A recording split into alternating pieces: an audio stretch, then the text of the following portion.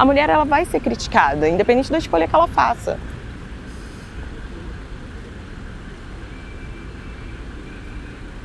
E isso faz parte da sociedade que a gente vive, né? Dessa pressão social que a mulher sente, independente da escolha que ela faça, a partir do momento que ela se torna mãe.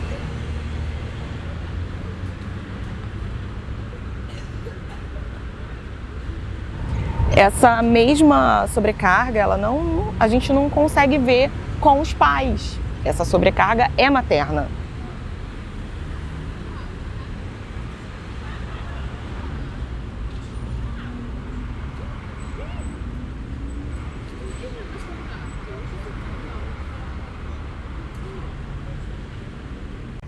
Eu perdi um pouco da minha rede de apoio e eu optei por não deixar a minha filha com terceiros.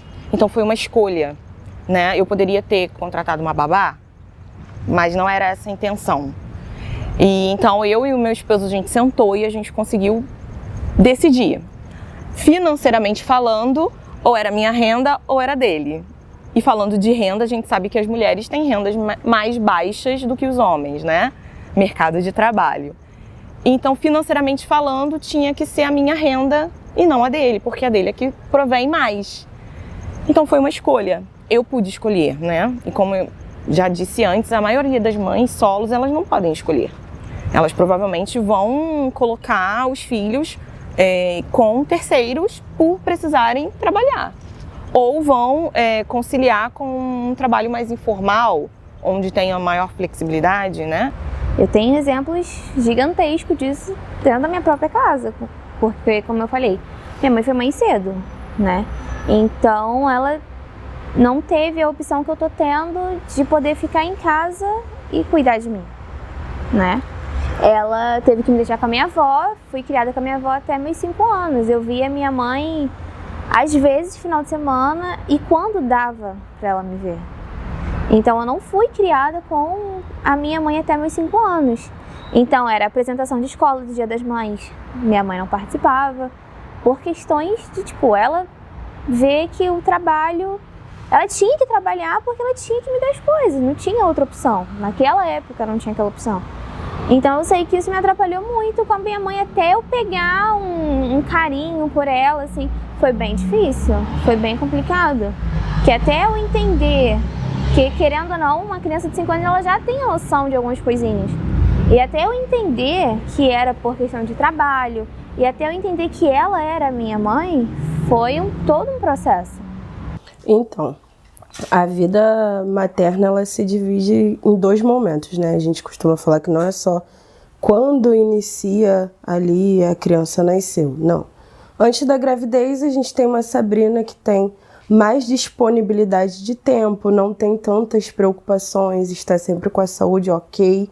E aí vem a gravidez, e com a gravidez vem as mudanças hormonais, as consultas, e aí começa a dar uma diminuída nessa produtividade dessa questão do trabalho. Então, antes da gravidez, a gente tem uma pessoa muito ativa, e no pós da gravidez, a gente já tem uma pessoa que vai caindo assim, a sua produtividade por conta das demandas que tem que fazer, né? Porque quando a gente fala de gravidez, a gente volta muito para aquela questão de uma moça está grávida, que linda, aquela barriga. Mas não é só isso, né? A gravidez, ela muda totalmente a nossa vida, porque a gente tem que readaptar nossos horários, readaptar nossa rotina, tem que ter uma consulta, tem que tomar vitamina, tem que lidar com toda essa questão que vai mudando, não só no nosso corpo, mas no nosso dia a dia. Então, a gente tem essas 2 fases. O início, né, a mãe ativa, está se formando ali a gravidez,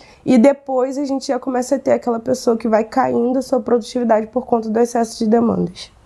O mercado de trabalho, de uma maneira geral, né, não seria uma cultura de um coordenador específico, mas o mercado de trabalho ele não é um espaço acolhedor para mães, sobretudo mães que estão ali iniciando a sua jornada na maternidade. Porque você já tem que lidar com toda essa questão da mudança hormonal, gravidez e tal. E aí, quando você se torna mãe, estando ativa no mercado de trabalho, você passa a ser como se fosse um peso para a empresa. Porque naquele momento, a sua produtividade cai. E ninguém quer trabalhar com uma pessoa que, segundo eles, a produtividade vai cair. Então, o mercado de trabalho, de uma maneira geral, ele não é acolhedor para mães. Tanto não é, porque se você olhar, você chama um homem que passou por uma entrevista e chama uma mulher que é mãe, essa pessoa, esse profissional que entrevistou ele, em nenhum momento ele perguntou para ele se ele tinha filhos e com quem ele ia deixar os filhos. Ao contrário das mulheres, né? Se você passa por uma entrevista e se você tem uma filha, um filho ou filhos, a primeira pergunta é, tá, com quem você vai deixar os seus filhos? Então, o mercado de trabalho, assim, de uma maneira geral, ele não é um espaço acolhedor para mães.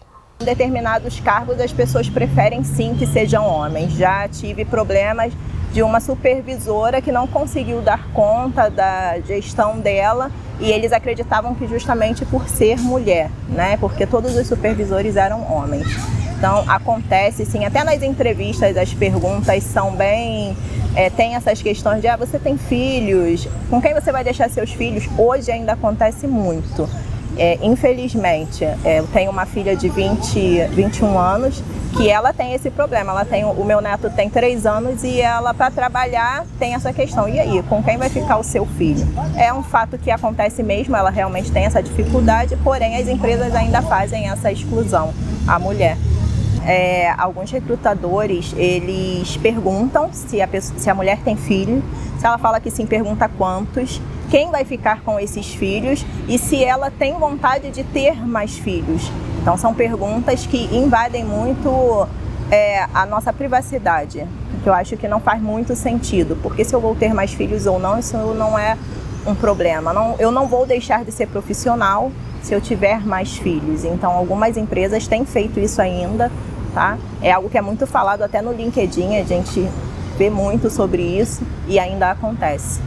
O pai, ele não tem esse questionamento da sociedade. Você pode ser pai de 10 filhos que ninguém vai te perguntar onde estão os seus filhos. Né? Existe um abandono parental que ele é muito reforçado pela própria sociedade. Porque ainda nessa visão machista de sociedade, a gente vê a mulher como alguém que tem que dar conta de tudo e cuidar de tudo. E não. E aí, por esse momento, os homens estão sempre na linha de frente, sabe? Os homens, eles nunca são questionados. Se a gente tem um homem que ele se impõe, um homem que sabe ser assertivo, ele não é visto como grosseiro. E se a gente tem uma mulher, mãe, que às vezes se impõe, dá limite, ela é vista como grosseira ou maluca, ou desequilibrada, ou uma mulher de personalidade muito forte. Então, assim, não, os homens, eles não são questionados quanto a sua paternidade. Eu fui muito acolhida quando eu tomei a decisão, profissionalmente falando. Eu fui acolhida pela equipe que estava atuando comigo. Eu fui acolhida por diversas pessoas, né, com quem eu compartilhei esse momento e essa decisão. E não só como profissional, mas como pessoa, isso foi um acolhimento para mim. Eu fui acolhida na minha decisão, né? Muitas mulheres, elas são criticadas, porque, na verdade, eu acho que todas as mulheres, elas são criticadas, ou por abrir mão da carreira e maternar, ou por não maternar e trabalhar fora, né? Digamos assim.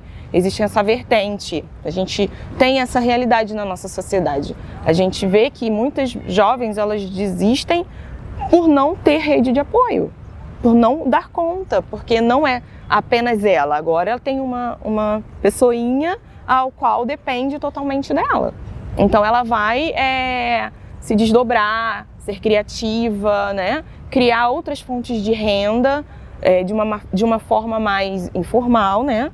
E flexível, para a qual ela possa, ao mesmo tempo, estar cuidando do seu filho, porque provavelmente ela não tem com quem deixar. Então hoje o fato das mães elas saírem do mercado de trabalho formal, eu acredito muito que é por falta da flexibilidade que a gente tem no mercado de trabalho. Ele é muito enrijecido. No início, eu tinha uma jornada maior de trabalho e às vezes era muito difícil porque eu não tinha com quem deixar a Tereza.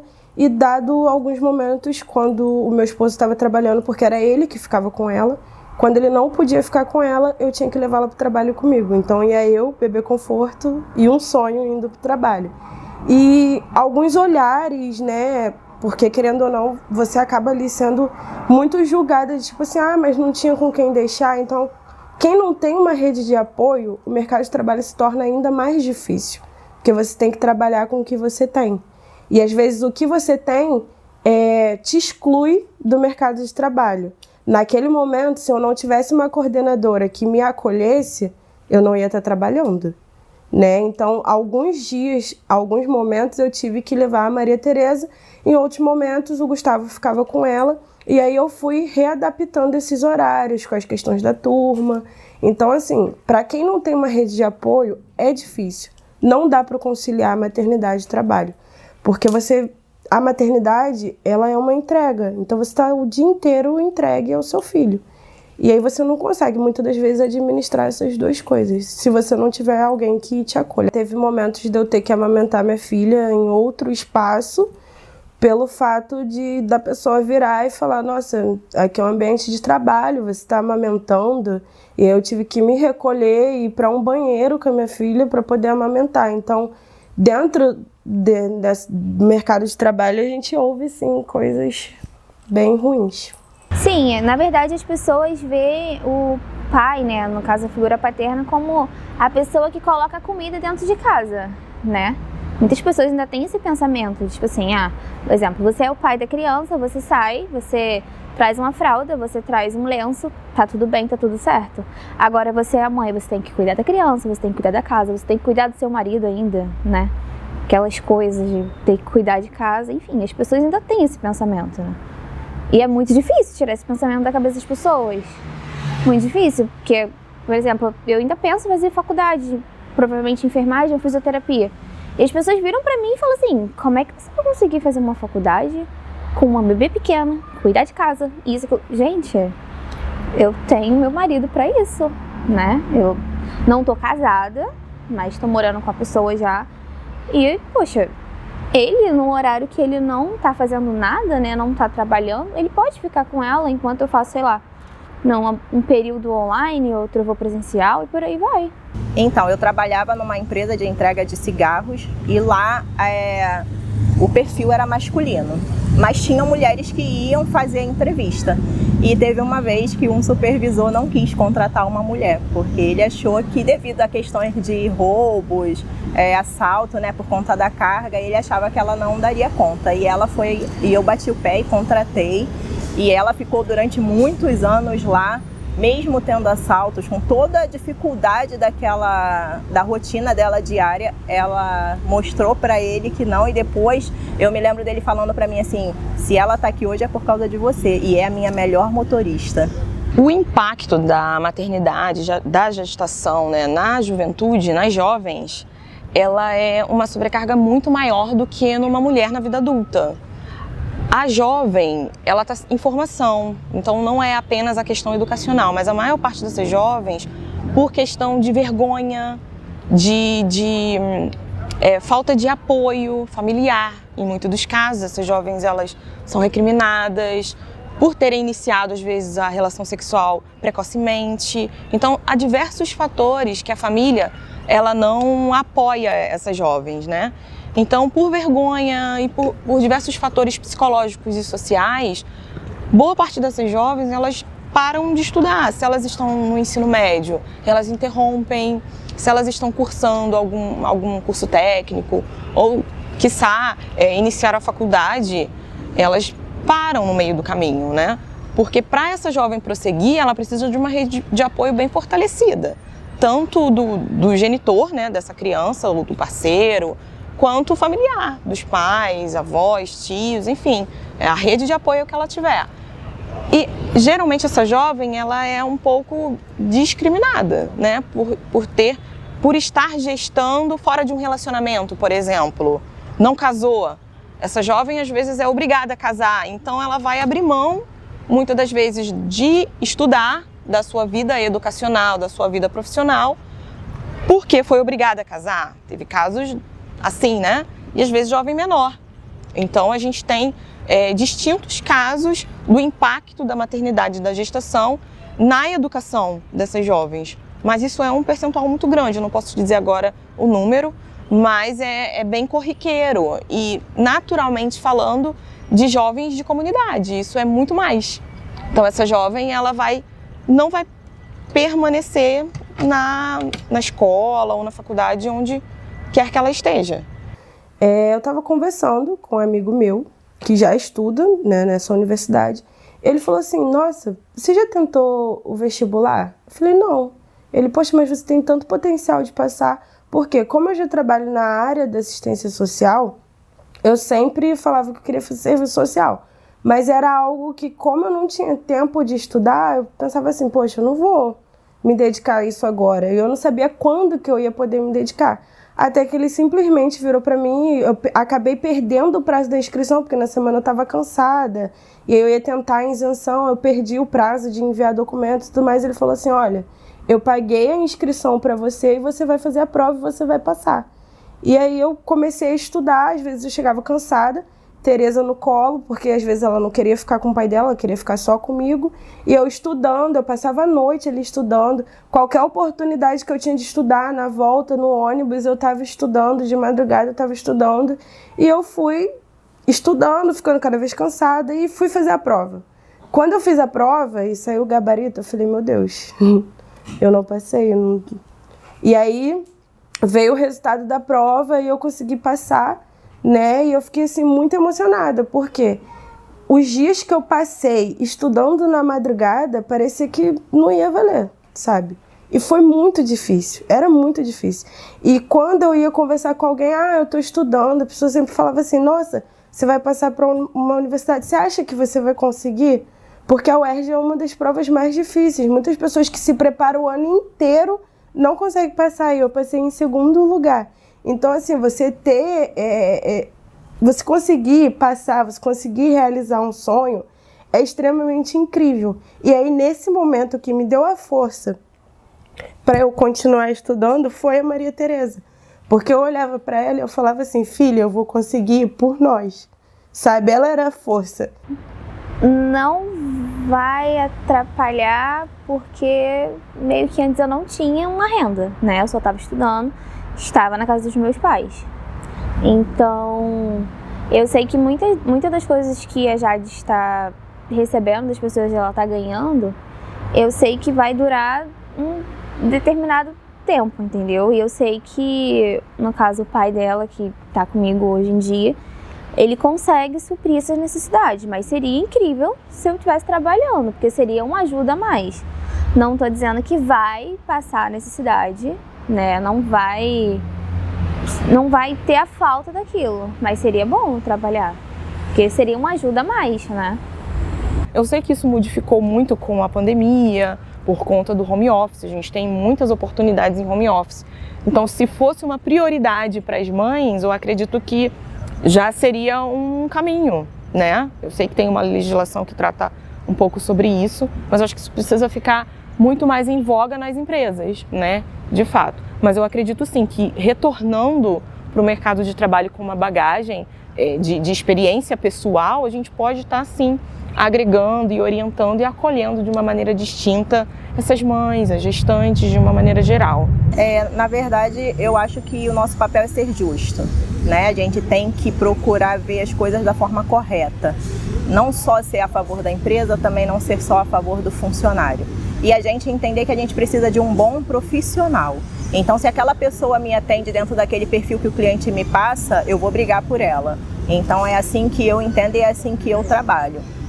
Se eu tiver que bater de frente, como eu bati de frente uma vez com o supervisor e a gente, de forma positiva, ele entendeu o meu lado e a gente contratou essa profissional, eu faria novamente. Porque nós temos visões diferentes. Mas como RH, o meu papel é esse, é mostrar o lado positivo, o negativo e conseguir trazer aquele profissional que eu entendo que ele vai ser bom dentro da empresa.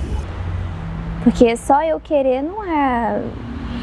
Tipo, não consigo sozinha. Eu não consigo sozinha. Eu já tenho isso na minha cabeça que eu não vou conseguir sozinha. Tem muitas mães que conseguem, ótimo, parabéns pra elas, mas eu acho que eu, Larissa, não consigo. Apesar dos avanços, a gente tem um caminho ainda muito longo pela frente. Muito longo. Mas a gente está avançando. As mulheres, as jovens, os jovens, estamos avançando, né? Antes, a gente não podia nem sair de casa para trabalhar. Hoje, a gente já consegue trabalhar e ocupar esses espaços.